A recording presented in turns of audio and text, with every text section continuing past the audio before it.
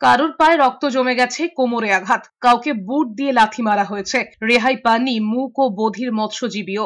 বাংলাদেশের জেলে ভয়াবহ অভিজ্ঞতার মুখোমুখি হয়েছেন কাকদ্বীপের মৎস্যজীবীরা। সোমবার বাড়ি ফিরেছেন তারা, কিন্তু এখনো তাদের চোখে মুখে আতঙ্কের ছাপ। বাংলাদেশ থেকে মুক্ত ভারতীয় মৎস্যজীবীদের কথায় মারতে মারতে তাদের হাত পা ফাটিয়ে দিয়েছে। অন্য আরো মৎস্যজীবীদের কথায় প্রচুর মার মেরেছে সবাইকে। কারো কারো শরীরে অনেক জায়গায় রক্ত জমে গেছিল।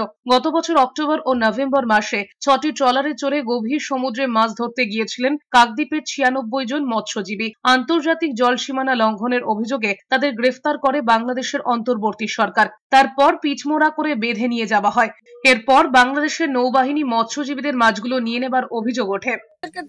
ছুট করে এদিক থেকে একটা কোস্টগার্ডের চার এখান থেকে গুলি মেরেছে, ওকে কিন্তু ওদেরকে ধরতে পারে না।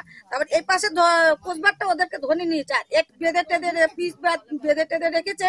আর এটা এমন ধাক্কা দিয়েছে 4-5 জন পড়ে গেছে। ড্রাইভার আছে, বলে এই শালারা ওকে যদি আমরা খুঁজতে যাই তাহলে তো আরেকটা তোদের লেবি এসে মানে ভারতের লেবি এসে আমাদেরকে ধরে নেবে।